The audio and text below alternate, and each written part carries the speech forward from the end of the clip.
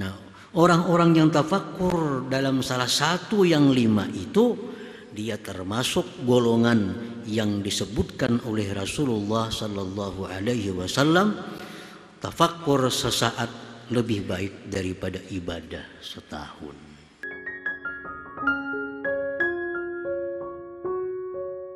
Dari Al-Hikamil Ata'iyah, berkata Imam Ahmad Ibnu Athaillah As-Sakandari rahimahullah, nafa'ana bi ulumihi wa asrarih, al-fikratu sayrul qalbi fi mayadinil aghyar.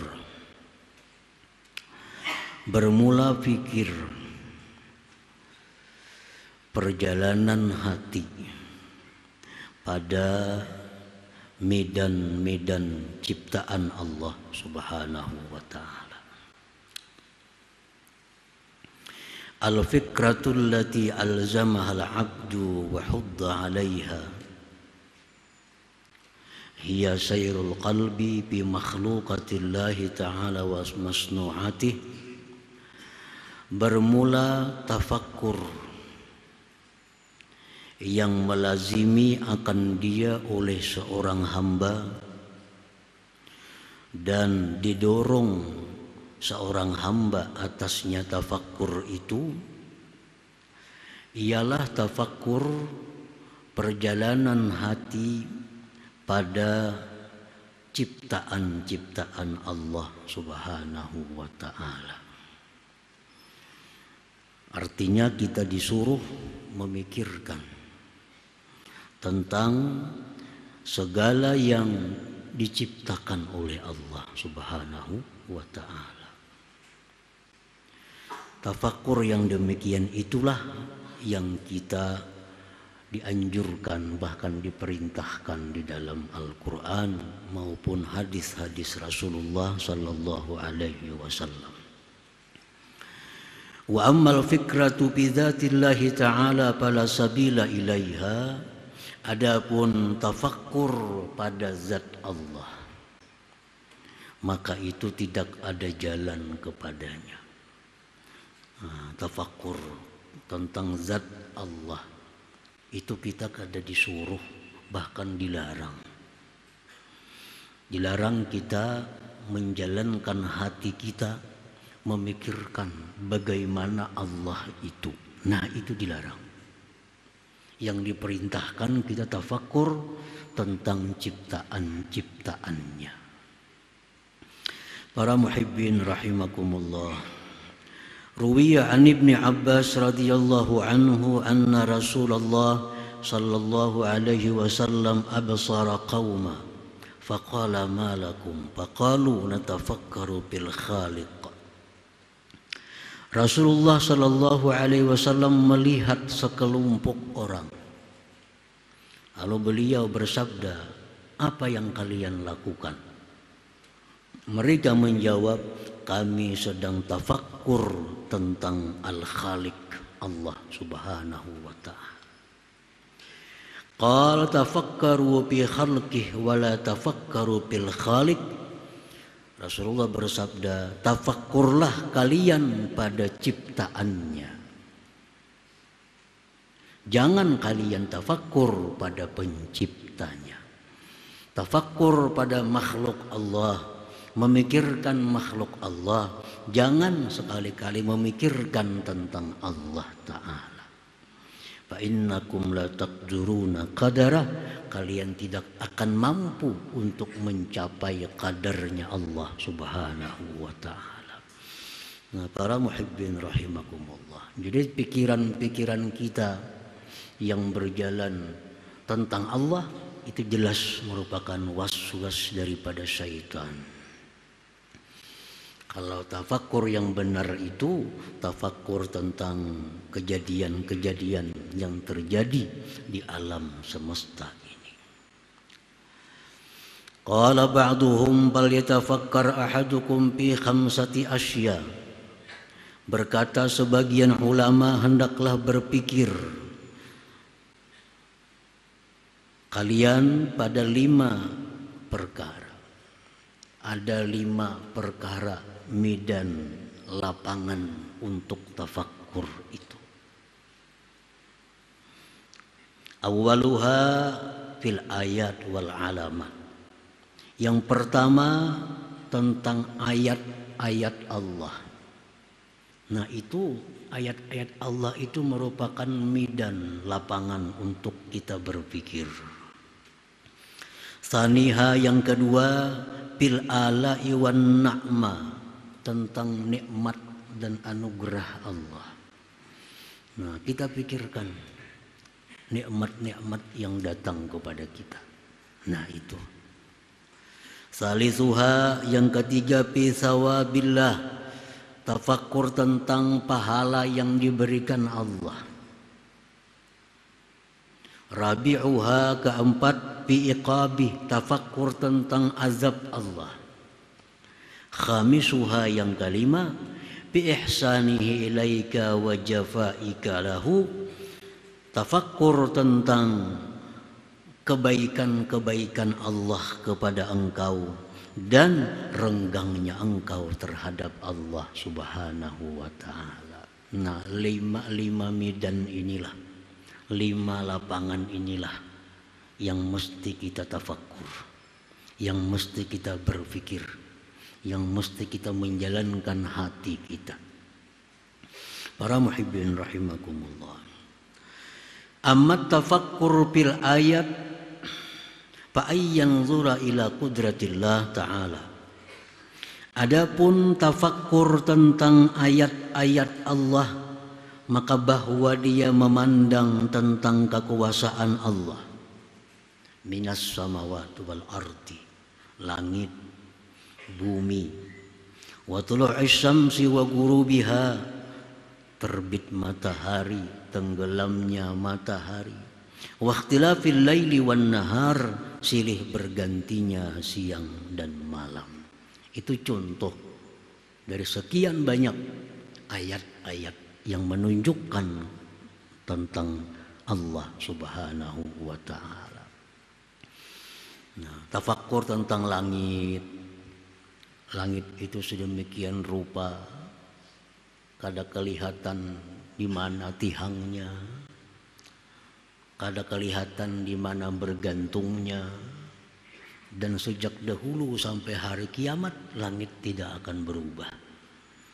Tentu itu ada yang menjaga, tentu ada yang memelihara. Tafakkur tentang bumi, tafakkur tentang matahari, malam dan siang kada pernah lalai. Sejak dahulu kala sampai hari kiamat, malam dan siang ini selalu berganti tepat pada waktunya.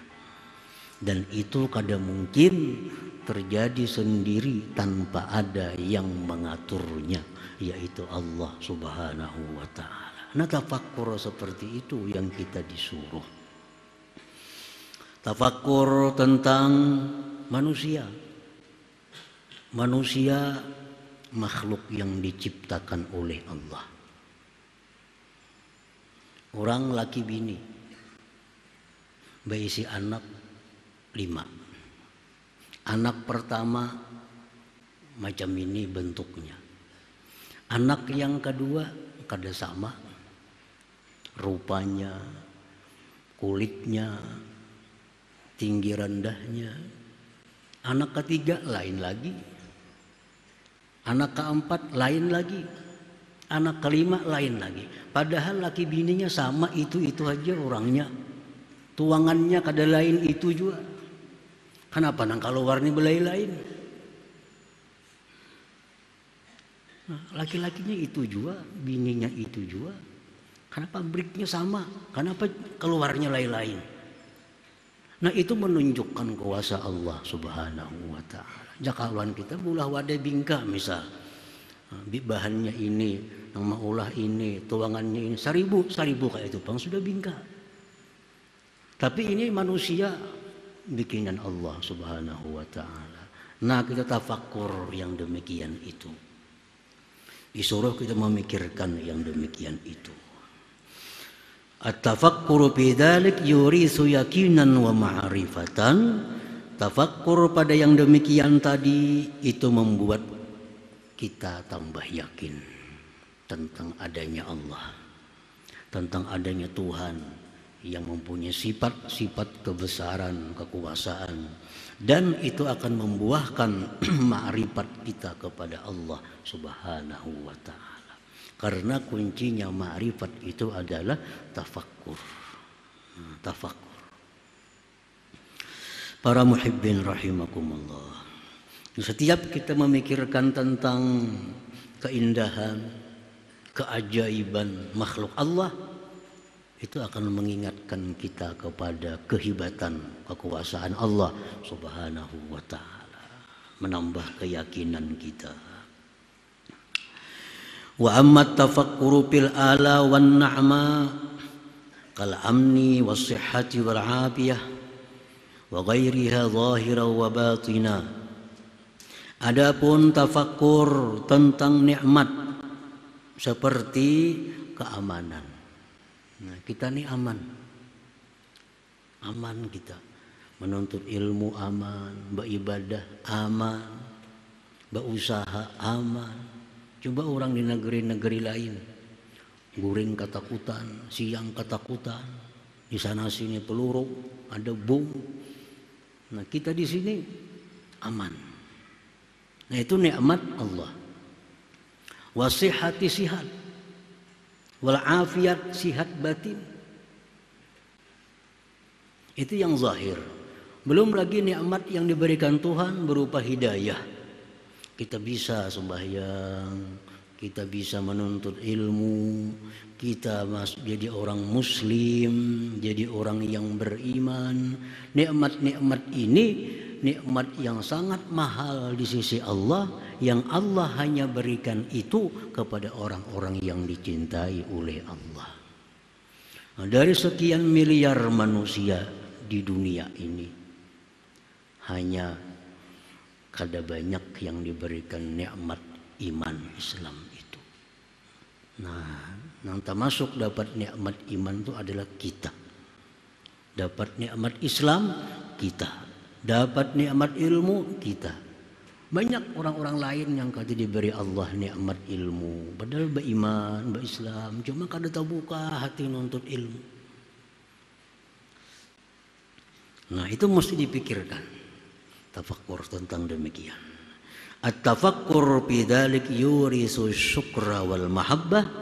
Berpikir kepada yang demikian itu akan membuahkan syukur kepada Allah dan cinta kepada Allah.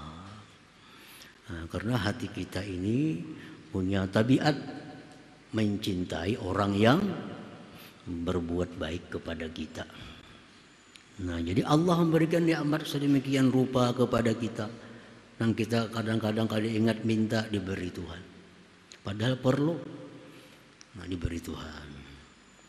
Nah, itu bagian dari midan atau lapangan tafakur, supaya kita bersyukur kepada Allah dan cinta kepada Allah Subhanahu wa ta'ala. Wa amma tafakkuru fi sawabillahi ta'ala, adapun tafakkur tentang pahala Allah, kal jannati wa na'imiha, seperti surga dan kenikmatannya. Nah, surga itu sudah kada kau dibayangkan keindahannya, kenikmatannya, kemewahannya, kada pernah kita lihat di alam dunia ini. Kayak apa ranjang surga itu kada biasa kita lihat. Seindah apapun dalam dunia, lebih indah lagi di alam surga itu. Dan kita tahu bahwa surga itu disediakan Allah untuk orang yang takwa. Uiddat lil muttaqin. Surga itu disediakan untuk orang-orang yang takwa kepada Allah. Orang yang takwa kepada Allah itu yang benar berharap surga. Amun kita kada takwa berharap surga, itu ngarannya baangan-angan. Baangan-angan. Orang baangan-angan tuh becari kada, berusaha kada, mengharap duit datang di langit guguran. Itu beangan-angan ngarannya. Kalau kita bertani, bertanam, mencangkul, memupuk, berharap panen, nah itu ngarannya berharap. Nah demikian surga itu Allah sediakan untuk orang yang takwa. Kalau kita kada takwa jangan berharap surga. Karena Allah sudah menentukan surga disediakan untuk orang yang takwa. Yang takwa itulah yang boleh berharap surga. Kalau orang-orang yang kada takwa berharap surga itu ngarannya amani, angan-angan belaka, kada ada harapan artinya. Boleh dikatakan kada ada harapan. Nah jadi apabila tafakkur tentang surga, tafakkur tentang kenikmatan Allah di dalam surga itu yang diberikannya kepada orang-orang yang di dunia menjunjung perintahnya, menjauhi larangannya, yurisu quwwatan wa nasyatan fi ta'ati rabbih, itu akan membuahkan kekuatan dan semangat untuk taat kepada Allah Subhanahu wa taala. Nah, Al-Qur'anul Karim banyak ayat-ayat yang memberikan harapan-harapan. Orang yang beriman, sembahyang ini surga. Hadis Nabi pun orang yang melakukan sembahyang ini demikian surga.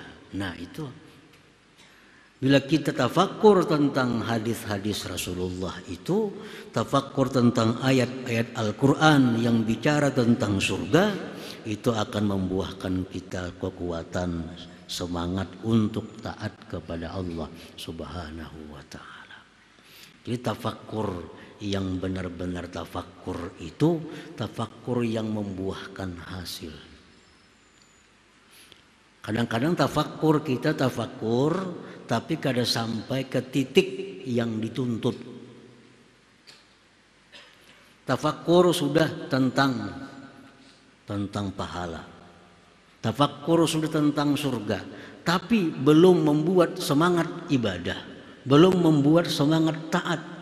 Berarti tafakkur kita itu belum sampai ke suatu titik yang dituntut oleh Allah Subhanahu wa ta'ala.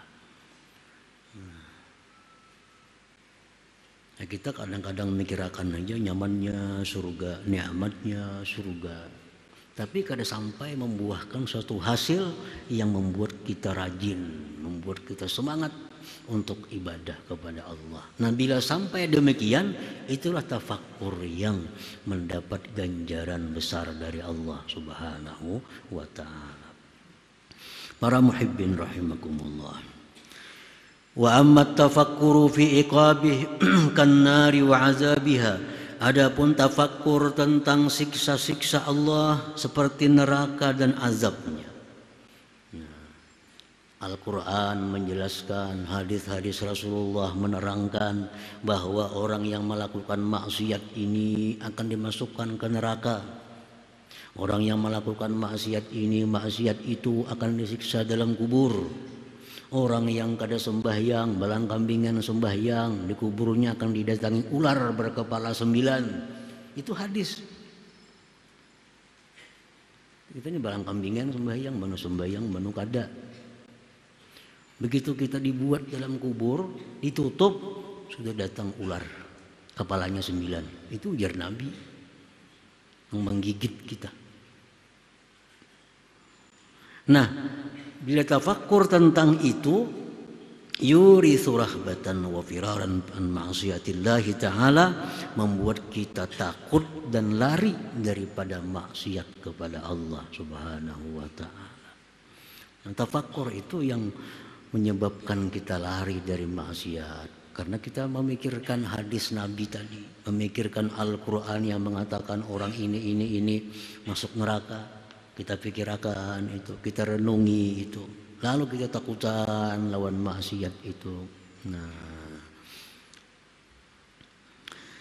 wa amma tafakkuru bi ihsanih, yang kelima tafakkur tentang kebaikan Allah Subhanahu wa ta'ala kepada kita. Kasatrihi li'uyubih, seperti menutupinya Allah bagi aib-aib kita. Nah ini kebaikan Tuhan. Dalam hati kita ada hiri, dengki lawan seseorang, ditutupi oleh Allah sehingga orang itu kada tahu pada kita dengki. Jakanya dibuka Allah, mungkin kita kada bakawan lagi. Nah, kita berbuat dosa di tempat sunyi, dilindungi, ditutupi oleh Allah. Makanya Allah itu marah, sangat marah kalau ada orang yang mengisahkan kelakuan-kelakuan jahatnya yang selama ini ditutupi oleh Allah Subhanahu wa ta'ala. Jangan menceritakan kepada orang maksiat yang telah lalu, yang orang kada tahu. Itu orang kada tahu ditutupi oleh Allah. Jakanya Allah mau buka, orang tahu. Tapi Allah tutupi. Nah, Allah menutupi, jangan kita yang membuka. Aku bahari merampok orang. Aku bahari bezina. Apa gunanya mengisahkan? Yang sekian tahun sudah rapi ditutupi oleh Allah. Nah, jadi itu keaiban-keaiban kita itu ditutupi oleh Allah. Itu bagian dari ihsan, kebaikan Allah kepada kita. Wa ghufrani dzunubih, diampuni dosa oleh Tuhan. Berbuat ini maksiat diampuni, berbuat ini diampuni. Nah, itu ihsannya Allah. Wa jafai nafsi anillahi ta'ala, dan renggangnya dia terhadap Tuhan. Tuhan yang begitu baik dengan kita, justru kita renggang. Nah, justru kita kadang mendekat kepadanya. Nah, ini yang tafakur nih. Oh, baiknya Tuhan lawan aku. Malam tadi aku guring, semuaan dijagaakannya. Dijagaakannya daripada maling, dijagaakannya dari penjahat, dijagaakannya daripada binatang-binatang yang membahayakan tubuhku. Nah, itu kebaikan Tuhan. Nah, sekarang kebaikan Tuhan itu kita balas. Bangun guring sudah mikirakan maksiat.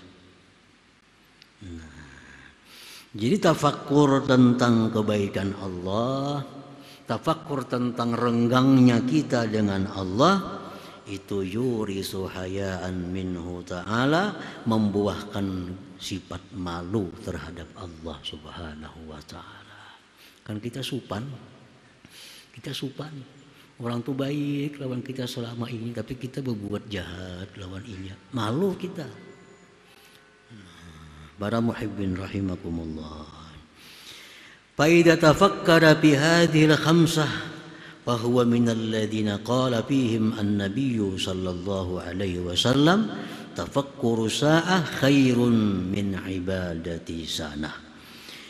Apabila seorang hamba tafakkur pada 5 perkara tadi, tafakkur tentang tanda-tanda keesaan, keadaan Allah, tafakkur tentang nikmat pemberian Allah, tafakkur tentang pahala yang diberikan kepada orang takwa, tafakkur tentang siksa kepada orang yang durhaka kepadanya, tafakkur tentang baiknya Tuhan kepada kita, renggangnya kita kepada Tuhan.